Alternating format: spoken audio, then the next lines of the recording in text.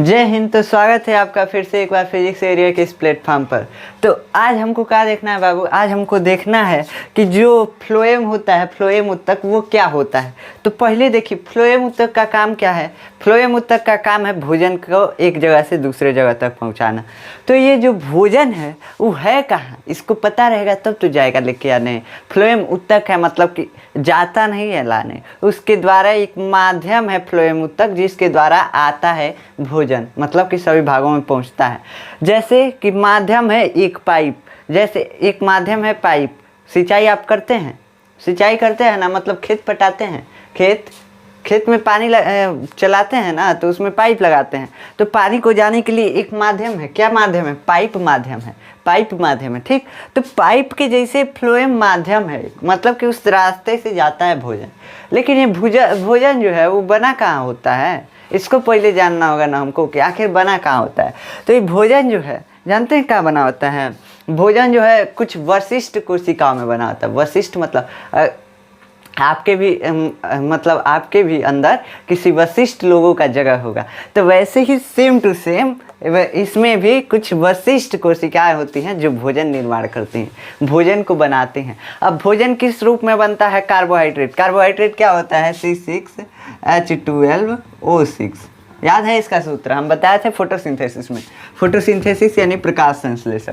तो यही होता है कार्बोहाइड्रेट का सूत्र। तो जानते हैं कार्बोहाइड्रेट में भोजन बना लेता है, उसके बाद फ्लोएम को ले जाना है।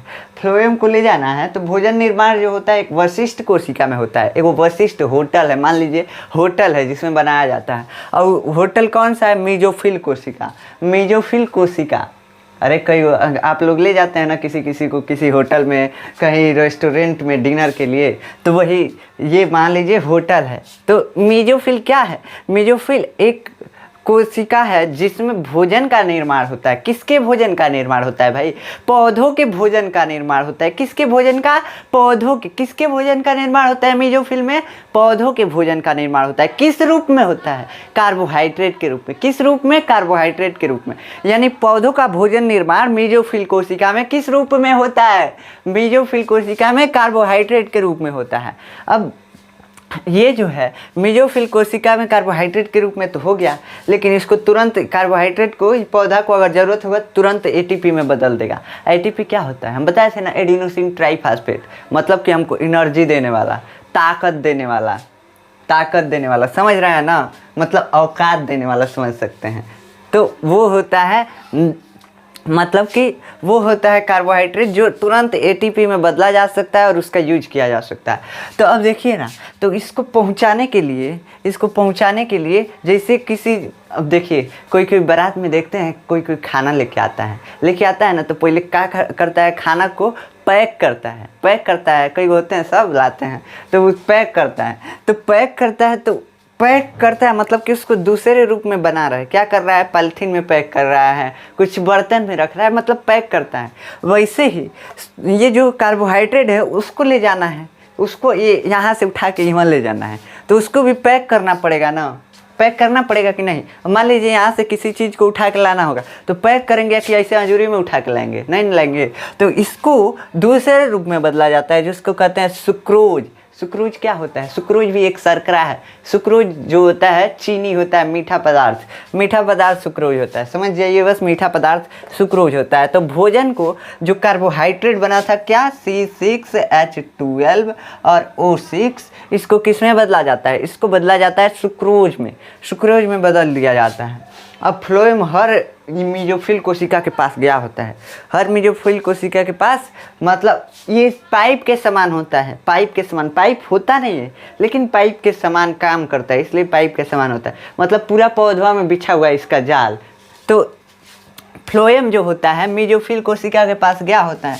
अब मेसोफिल कोशिका में भोजन निर्माण हुआ है, भोजन को बनाया है, तो तुरंत ही भूखाइल है, जो फ्लोएम है वो भूखाइल है, तुरंत ही ले लेगा।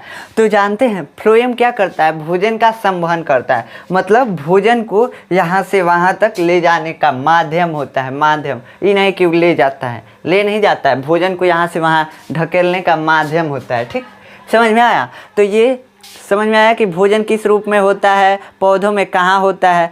तो पौधों में हम अभी तक बस पढ़े थे कि पत्तियों में होता है, अब पत्तियों में कहाँ होता है। अब खखोर के जब सवाल पूछेगा, एकदम खखोर के सवाल पूछेगा, तब बोलेंगे मेसोफिल कोशिका में।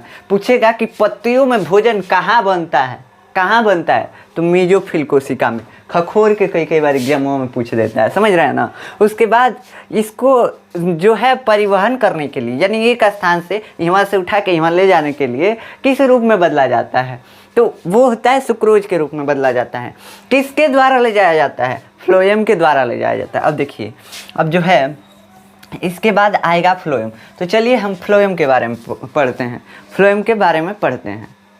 अब देखिए हम फ्लोएम के बारे में देखते हैं। हम जाइलम के बारे में तो कल पढ़ चुके थे, अब फ्लोएम के बारे में देखते हैं। फ्लोएम क्या करता है, कार्बनिक पदार्थों का संवहन। ये कार्बनिक पदार्थ का है, कार्बनिक पदार्थ का है, पौधा का भोजन है यार, पौधा का भोजन है। कैसे पौधा का भोजन है, देखो ना, इसमें क्या है C6H12O6 है ना, इसमें क्या है, कार्बनिक पदार्थ है। ये जो कार्बोहाइड्रेट है, ये क्या है, कार्बनिक पदार्थ है, इसमें कार्बन की मात्रा है।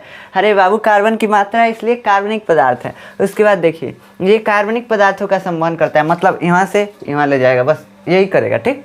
उसके बाद क्या करेगा, द्विदिशीय परिवहन। अब देखिए ना, क्या कर रहा था जाइलम, बस ये ले जाके ऊपर रख दे रहा था, दे रहा था पत्ती को, लो भोजन बनाओ अपना। अब ये जो है, इसको तो सब जगह एनर्जी पहुंचाना है।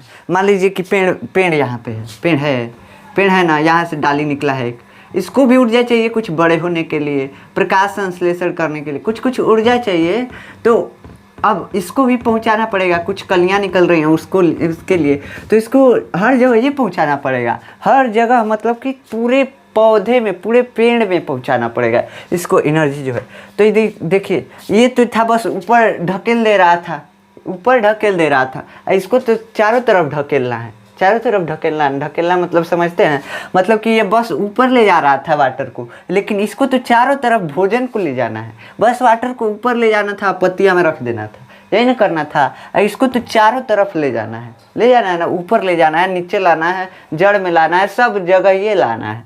तो इसलिए इसमें द्विदिशीय परिवहन होता है, मतलब इसमें एक दिशा में परिवहन हो रहा था, इसमें ऊपर होगा नीचे होगा परिवहन। तो द्विदिशीय परिवहन मतलब कि दोनों दिशाओं में परिवहन हो रहा है, दोनों दिशाओं में किसी पदार्थ को ले जाया या ले आया जा रहा है, समझ में आया। उसके बाद जीवित कोशिकाओं से ये बना होता है, ये फ्लोएम उत्तक है। उत्तक क्या होता है, उत्तक जो होता है कई कोशिकाओं का समूह होता है, एक समान कार्य करने वाली कोशिकाओं का समूह होता है, ठीक। और इसमें जो होते हैं इंटरसेलुलर मटेरियल पाए जाते हैं, मतलब अंतराकोशिकीय पदार्थ जो होते हैं, अंतराकोशिकीय द्रव्य भी बोल सकते हैं। तो ये जो पाए जाते हैं, तो इन्हीं सब को मिला करके बोल दिया जाता है उत्तक। इसको टिश्यू बोलते हैं इंग्लिश में, समझ में आया। तो अब देखिए, ये जीवित कोशिकाओं से बना है, उत्तक है, जीवित कोशिकाओं से बना है। वो जो जाइलम था वो क्या था, उसमें बस एक मृत कोशिका थी और सारे क्या थे, जीवित कोशिका थे, समझ में आया। तो ये देखिए, ये जीवित कोशिकाओं से बना हुआ है, इसमें एक को मरी हुई कोशिका नहीं है, मतलब कि एक भी कोशिका इसमें मरी हुई नहीं है जिससे यह बना है। तो किससे बना होता है, चालनी नलिका, सह कोशिकाएं, फ्लोएम पैरेन्काइमा, फ्लोएम फाइबर, बस नाम याद रखिए। देखिए, चालनी नलिका आपको याद रखना पड़ेगा, इसका बहुत ही काम आएगा, अभी बहुत इम्पोर्टेंट है, लीडर है, जानते हैं ना, लीडर है। तो ये चालनी नलिका है, चालनी नलिका इंपॉर्टेंट होता है, इसको याद रखिए। सह कोशिकाएं, फ्लोएम पैरेन्काइमा, फ्लोएम फाइबर, ये भी यांत्रिक आघात से बचाता है, ठीक। तो इतना समझ में आ गया कि फ्लोएम किससे बना होता है। फ्लोएम किससे बना होता है, चालनी नलिका, सह कोशिकाएं, फ्लोएम पैरेन्काइमा और फ्लोएम फाइबर। किससे, चालनी नलिका, सह कोशिकाएं, चालनी नलिका, सह कोशिकाएं, चालनी नलिका, सह कोशिकाएं, phloem parenchyma, phloem fibre, phloem parenchyma, phloem fibre, phloem parenchyma, phloem fibre. क्या होता है, चालनी नलिका याद रखिएगा, चालनी नलिका बोलिएगा, चालनी नलिका। उसके बाद क्या है, सह कोशिकाएं, चालनी नलिका, सह कोशिकाएं, चालनी नलिका, सह कोशिकाएं, parenchyma, phloem parenchyma, phloem parenchyma और फ्लोएम फाइबर, फ्लोएम पैरेन्काइमा और फ्लोएम फाइबर। तो इन सब से मिलकर क्या बना होता है, फ्लोएम उत्तक बना होता है। अब देखते हैं कि इसमें आखिर जो भोजन बना है वो ढकेला कैसे जाता है, कैसे ढकेला जाता है, मतलब कैसे इसमें भेजा जाता है, तो वही देख रहे हैं। तो चलिए इसको देखते हैं कि इसमें भोजन को कैसे भेजा जाता है। अब देखिए, अब फ्लोएम उत्तक क्या होता है। फ्लोएम ऊतक तो हम बता दिए कि भोजन को एक स्थान से दूसरे स्थान तक ले जाने का एक माध्यम होता है। तो अब देखिए ये फ्लोएम ऊतक कैसा होता है, देखिए ना, जानते हैं क्या होता है। ये मान लीजिए ये पेड़ है, ठीक, इसमें पत्तियां हैं, ठीक, अब पत्तियों से जुड़ा होता है, ये जड़ है, ठीक, जड़ है, ठीक, तो ये ऊतक है, मतलब कि कुछ कुछ जुड़ा होता है, इसे आया होता है, ठीक, जड़ों तक आया होता है, हर डाली में गया होता है, हर डाली से जुड़कर आया होता है, ठीक। ये कोशिकाओं से मिलकर बना होता है। अब मान लीजिए कि एक पाइप है, ठीक, ऐसे ना बनाइए, ऐसे ना बनाइए, ऐसे समझिए, ऐसे इधर से आएगा, ऐसे इधर से आएगा, ऐसे ऐसे ऐसे जड़ में भी जाएगा, तना में भी, इधर भी जाएगा, इधर भी जाएगा, मतलब चारों ओर बिछा हुआ है इसका जाल। तो ये फ्लोएम ऊतक है, ठीक। अब देखिए इसमें जो होता है सक्रिय परिवहन होता है। सक्रिय परिवहन का मतलब, अब देखिए जाइलम में जो हो रहा था, बिना घूस लिए जाइलम जो है लेके चला जा रहा था। घूस का मतलब समझते हैं, एनर्जी, ऊर्जा, तो बिना घूस लिए चला जा रहा था इधर से उधर। लेकिन ये जो है घूस लेता है, कहता है हम तुम्हारा काम करेंगे, घूस लेंगे।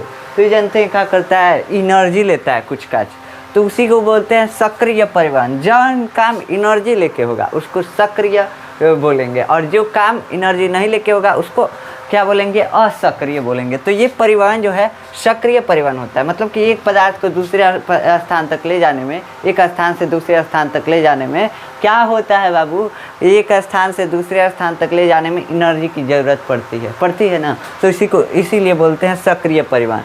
अब देखिए क्या होता है कि मेसोफिल ऊर्जा व्यय करके और भोजन को चालनी नलिका में पहुंचाता है। अभी बताएं चालनी नलिका क्या होती है, जानते हैं क्या होती है, ये कोशिका होती है जो ऐसे जुड़ के, ऐसे जुड़ के और नली समान संरचना का निर्माण करती है। वास्तव में नली होती नहीं है, लेकिन नली का काम कर देती है, ऐसे जुड़ी रहती है, ऐसे नली का काम कर देती है, इसीलिए इसका इम्पोर्टेंस यही ज़्यादा मतलब महत्व रखती है पदार्थों को एक जगह से दूसरे जगह तक ले जाने में। अब देखिए एटीपी ऊर्जा व्यय करके चालनी नलिका में पहुंचाती है। अब देखिए क्या हुआ था, मेसोफिल कोशिका में बना था भोजन, एक कोशिका है मेसोफिल, मान लीजिए मेसोफिल कोशिका है, ठीक, यहाँ बना था भोजन, यहाँ है फ्लोएम, तो ये कुछ ऊर्जा लगाएगी, धक्का लगा के इसमें पहुँचा देगी, है क्या, चालनी नलिका ऐसे बनी हुई है चालनी नलिका, ठीक, ऐसे, ठीक। तो क्या होगा, धक्का मार के इसमें पहुँचा देगी। अब पहुँचा देगी, उसके बाद जानते हैं क्या होगा, धक्का मार के पहुंचा दी, और धक्का किससे मारी, एनर्जी से मारी। इसमें एनर्जी किसके रूप में होता है, एटीपी के रूप में। तो मेसोफिल ऊर्जा व्यय करके, एटीपी व्यय करके जो है भोजन चालनी नलिका में पहुंचा देती है, मतलब ऊर्जा अपना खर्च करती है, धक्का लगाती है, ठीक।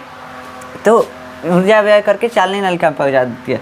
चालनी नलिका का पराशर दाब बढ़ जाता है। अब देखिए ना, जैसे है भोज्य पदार्थ है, कार्बनिक पदार्थ था, चालनी नलिका में पहुंच गया, चालनी नलिका एक कोशिका है, अब इसमें पहुंच गया तो ये गाढ़ा हो गया। और हम कल क्या बताए थे, गाढ़ा जिसका होता है द्रव, उसका क्या होता है, पराशर दाब अधिक होता है, मतलब कि उसमें जल को मिलाने की क्षमता क्या होती है बाबू, अधिक होती है।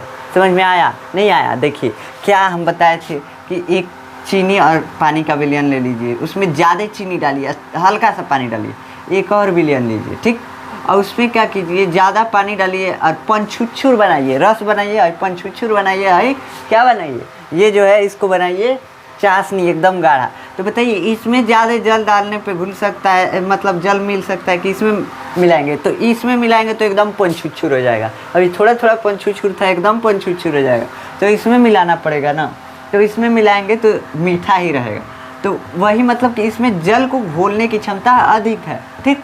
तो ऐसे ही होता है, देखिए इसमें कार्बनिक पदार्थ चला आता है, अब इसमें जो है जल की ज़रूरत पड़ती है, मतलब कि जल की ज़रूरत पड़ती है इसको घोलने के लिए। तो अब जल जो है कहाँ से आएगा, तो इसके आसपास जो कोशिकाएँ थी, कोशिकाएँ थी, फ्लोएम पैरेन्काइमा थी, फ्लोएम फाइबर थी, ये सब थे ना, क्या करेंगे, इसको जल दे देंगे पराशर दाब के कारण। पराशर दाब वही समझ रहा है ना कि इसमें पानी घोलने की क्षमता ज़्यादा है, मतलब कि पानी इसमें घोलने की क्षमता ज़्यादा है, इसलिए पराशर दाब के कारण इसके साइडों में कोई कोशिका रहेंगे और इसमें पानी ज़्यादा है, तो ये इसको ट्रांसफ़र कर देंगे, बस ये घुल जाएगा। और घुलेगा, अब देखिए अब पूछेंगे कि काहे पनिये इधर आया है, तो इधर जा सकता था, ये जो है भोजन ही इधर जा सकता था। तो जानते हैं ये जो होती है कोशिका झिल्ली इसकी ये क्या होती है, चयनित पारगम्य। चयनित पारगम्य मतलब कि देखिए देखिए क्या होता है कि आप भी किसी चीज़ का चयन करते हैं, नहीं चयन करते हैं, कहते हैं देखो देखो ये हमारे लायक है, हमारी लायक है गोर है करिया है, कहते हैं ना, तो मतलब वही समझ रहे हैं। तो देखिए ये जो होता है ये सोचता है, कोशिका झिल्ली इसका सोचता है भाई हमारी लायक है, इसको हम बाहर नहीं जाने देंगे, भाई हमारी लायक नहीं है इसको बाहर जाने देंगे, जो हमारी लायक है उसको अंदर खींच लेंगे। तो देखिए इसकी लायक जो है उसको अंदर खींचेगा, मतलब चयन करता है। जैसे आप चयन करते हैं गोर है करिया है, ठीक वैसे ये भी चयन करता है। चयन करता है कौन हमारे लिए उपयोगी है। तो देखिए ना जल इसके लिए उपयोगी है, घोल देगा तुरंत, तो पराशर दाब के कारण आ जाता है अंदर। अब अंदर आ जाता है तो जगहिया हेतनीय था, जगहिया जो था इतनीय था, और बाहरवा से और ही आ गया, तो अब एकदम प्रेशर बढ़ जाएगा, इसका प्रेशर बढ़ जाएगा। समझते हैं प्रेशर का मतलब, देखिए एगो बोतल ले लीजिए, एगो बोतल ले लीजिए, बोतल समझते हैं, बॉटल यार बॉटल, तो उसमें खूब पानी भर दीजिए और खूब इतना पानी भरिए कि वो अब फटने हो जाए, तो उसमें दाब ज़्यादा हो गया तभी तो फटने हुआ है। तो इसका भी दाब ज़्यादा हुआ है, मतलब कि अब फटने हो रहा है। तो ये क्या करेगा, अगली वाली कोशिका जो है चालनी नलिका की कोशिका, इसको ट्रांसफ़र कर देगा। जानते हैं जिसमें दाब ज़्यादा होता है इधर, मतलब कि कम दाब वाले स्थान पे जाना पसंद करता है। तो इसमें कुछ है ही नहीं था, कुछ था ही नहीं, तो इसमें चला जाएगा। अब फिर से वही प्रक्रिया यहाँ से होगी, आइए फिर से आगे बढ़ाता जाएगा, आगे बढ़ाता जाएगा, समझ रहे हैं, मतलब आगे बढ़ाता जाएगा। और उसके बाद क्या करेगा, अब अंत में चला जाएगा, चालनी नलिका के अंत में चला गया कि नहीं अंत में, तो अंत में गया। उसके बाद क्या होगा, अंत में गया तो अब देखिए ना, यहाँ पे मान लीजिए एक कोशिका है जो इस भोजन का संग्रहण करेगी। क्या ला रहा था, सुक्रोज ला रहा था बाबू, क्या ला रहा था, सुक्रोज। क्या किए थे पहले, कार्बोहाइड्रेट बना था उसको सुक्रोज में बदल दिए, मतलब खाना को पैक कर दिया, इसको दे दिए ले जाओ, ले जाके पहुंचा दो, ठीक। तो अब देखिए सुक्रोज आ रहा था, यहाँ तक लास्ट तक आया, कहाँ, जहाँ तक उसको जाना था। अब मान लीजिए कि होटल से घर आ गया, तो इसको यहाँ से क्या करना पड़ेगा, इसको उतारना पड़ेगा ना। मान लीजिए वाहन है तो इससे उतारना पड़ेगा, मतलब कि चालनी नलिका से निकाल के इसमें डालना पड़ेगा। तो इसके लिए फिर से ऊर्जा लगाती है चालनी नलिका, ये जो कोशिका होती है, और फिर से अपने अंदर ले लेती है, एटीपी के रूप में ऊर्जा खर्च करती है तो ले लेती है। समझ में आया, जैसे यहाँ से लोड हुआ था, वहीं लोड हुआ था, मतलब इसमें गया था, इसमें जो है भोजन घुसा था, वैसे ही इसमें ऐसे निकल जाएगा। ऊर्जा लगा के जैसे धकेल के घुसाया था ना इसमें भोजन, उसको वैसे खींच के निकाल लेगा इधर यहाँ से, ठीक। तो समझ में आया कैसे पहुंच जाता है। अभी कहाँ जाता है, ये पूरे पौधे में जाता है, पूरे पौधे में, जड़ में, तना में, पत्ती में, हर जगह ये जाता है। जहाँ आप कहेंगे पौधा किसी विभाग में जाता है उसका पोषण कराने के लिए। तो अब समझ में आ गया कि क्या होता है, कैसे मतलब जाता है, कैसे भोजन जाता है यहाँ से वहाँ। तो इसमें एनर्जी लगती है, इसलिए सक्रिय परिवहन। देख रहे हैं, लोडो करने के बेर एनर्जी ले रहा है और उतारने के बेर एनर्जी ले रहा है, मतलब कि अंदर हो जाने के भी एनर्जी ले रहा है और निकाल हूँ के भी एनर्जी ले रहा है। उसके बाद देखिए चालनी नलिका का पराशर दाब, ये सब हम समझा दीजिए। देखिए चालनी नलिका का पराशर दाब मतलब कि घोलने की क्षमता ज़्यादा होती है, इसलिए इसमें चला जाता है तुरंत पानी जो है, पानी चला जाता है साइड वाली कोशिकाओं से। इसके कारण जल पास की कोशिकाओं से चालनी नलिका में आ जाता है। यही बता रहे हैं कि चालनी नलिका इसके पास कोशिकाएँ हैं, यही इसी से जल चला जाता है। कहाँ है, इसमें जल को घोलने की क्षमता ज़्यादा है। बस समझ में आएगा। अब देखिए चालनी नलिका में दाब बढ़ जाता है, मतलब कि अब फटने हो जाता है। क्या होता है, फटने हो जाता है चालनी नलिका, इतना प्रेशर हो जाता है। तो इसलिए भोजन और जल जो है, भोजन और जल का मिश्रण जो था वो क्या करता है, कम दाब की ओर बढ़ने लगता है। चालनी नलिका में कम दाब की ओर बढ़ने लगता है। चालनी नलिका क्या है यार, कोशिकाओं का समूह है, कई कोशिका जुड़ के और बना रही हैं, तो वही होता है। ठीक, अब कम दाब की ओर बढ़ने लगता है आगे। उसके बाद क्या करता है, एटीपी ऊर्जा का प्रयोग करके फिर भोज्य पदार्थ को चालनी नलिका से संग्रह स्थानों में निकाला जाता है। जो था ना कोशिका जो खींच लिया था चालनी नलिका से, फिर से भोजनवा को यहाँ से वो क्या संग्रहण कर रहा है, मतलब रख रहा है, लेके रख लेगा, जब जब जरूरत होगा खाया करेगा। देखते हैं कोई ट्रेनों में बैठल होता है, सब क्या करता है, भुजा ले लेगा, जब देखेगा हमारा एनर्जी कम हो रहा है, बोलने का एनर्जी कम हो रहा है, बस दुगो निकालेगा और मुंह में डाल लेगा। समझ रहे हैं ना। तो वैसे ही ये भी करता है, लेके रख लेता है और जब एनर्जी कम पड़ता है बस खा लेता है। ठीक, उसके बाद अब देखिए ये सब हो गया, कैसे इसका संग्रहण होता है, कैसे जाता है, समझ में आया? समझ में आया कि नहीं आया? ठीक है, तो अब देखिए अब क्या होता है। अब देखिए बाबू अब क्या होता है, अब देखिए यहाँ से आगे भोजन जा रहा था तो इधर फिर से प्रेशर वह कम हो गया, तो फिर से क्या करेगा, इधर या से फिर से तब तक दे देगा क्या, भोजन। अब फिर से वही कम होने लगेगा, मतलब कि चलता रहता है, भोजन जाएगा जाएगा जाएगा, हरदम जाते रहेगा। ठीक, तो समझ में आया ये कैसे होता है। अब देखिए हम क्या बता दिए हैं आपको, क्या बता दिए हैं, पौधों में परिवहन में क्या बता दिए हैं, बताइए क्या बताया है। जो होता है मूल रोम क्या होता है, मूल रोम हम बताए थे, बाल समान संरचना जो जड़िया में पाया जाता है, जड़ में पौधों के स्टोर में जो पाया जाता है बाल समान संरचना, उसको क्या बोलते हैं, उसको ही बोलते हैं मूल रोम। वो कैसे खींचता है, पराशरण विधि द्वारा, मतलब कि इसमें जल को घोलने की, ये जो मूल रोम होता है इसकी कोशिकाओं में जल को घोलने की क्षमता ज़्यादा होती है, और ज़्यादा होती है बस चूस लेता है जल को, और चूस के फ्लोएम को जाइलम को दे देता है तुरंत, ले जा, तो लेके चला जाता है। जाइलम कहाँ तक लेके जाता है, पत्ती तक। अब पत्ती तक किस विधि द्वारा लेके जाता है, ऊपरा से क्या होता रहता है, वाष्पोत्सर्जन होता रहता है। वाष्पोत्सर्जन मतलब कि वाष्प का उत्सर्जन, वाष्प को निकाला जा रहा होता है, उगीला जा रहा होता है, समझ रहे हैं। तो किसके द्वारा, सूर्य के प्रकाश से गर्म हो जाता है जल, जिससे वाष्प बन के, भाप बन के उड़ जाता है, जिसके कारण निगेटिव प्रेशर लगता है और जाइलम में क्या होता है, ऊपर जल जाने लगता है। नहीं समझ में आ रहा है तो आप पिछला लेक्चर जाके देख लीजिएगा, वो समझ में आ जाएगा। ठीक, तो ऐसे जाइलम ले जाके पहुंचा देता है, कहाँ तक पहुंचाएगा, मीजोफिल कोशिका तक। मीजोफिल में ना बोल रहा है भोजन, किचन में सामान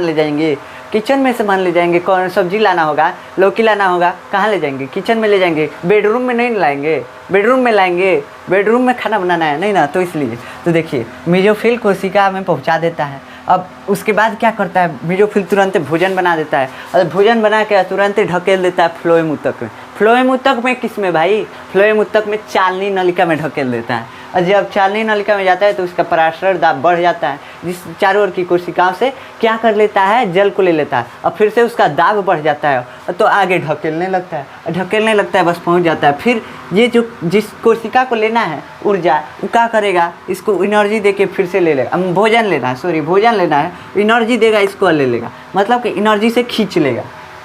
किसी चीज़ को खींचना हो तो एनर्जी लगाना पड़ेगा ना, तो एनर्जी लगा के खींच लेगा अपने अंदर, हो गया। ठीक, तो यही है सब पौधों में परिवहन, यही जो होता है पौधों में परिवहन होता है। समझ में आया क्या होता है, पहले जाइलम लेके जाएगा, फिर क्या होगा, भोजन बनेगा, अब भोजन बन के चारों ओर घूमेगा, समझ रहे हैं, मतलब कि घूमेगा, मतलब कि हर जगह बांट देगा, समझ रहे हैं। तो ये होता है पौधों में परिवहन। आज पौधों में परिवहन कंप्लीट हो गया। अब देखेंगे उत्सर्जन मतलब कि किसी अपशिष्ट पदार्थ को शरीर से जीव जो है बाहर कैसे निकालते हैं, जो दानव है, दैतर है, मतलब पेड़ पौधा कुछ जो है कैसे अपने शरीर से बाहर निकलता है, जो अनुपयोगी पदार्थ है उसको, तो उसको देखेंगे अगले लेक्चर में। ठीक, तो अब उत्सर्जन का मतलब ये नहीं हुआ कि मल मूत्र को ही बाहर निकालना। इसमें देखिए कार्बन डाइऑक्साइड को बाहर निकाल रहे हैं, पसीना को बाहर निकाल रहे हैं, तो हम जानते हैं किसके बारे में पढ़ेंगे, बस इतना ही नहीं कि मल मूत्र निकाल दिए हो गया, नहीं, इसमें पढ़ेंगे कि वो सहायता कौन कौन अंग करता है, इसके लिए सहायता कौन कौन अंग करता है, तो इसको पढ़ेंगे अगले लेक्चर में। मिलते हैं नेक्स्ट लेक्चर में, तब तक के लिए जय हिंद।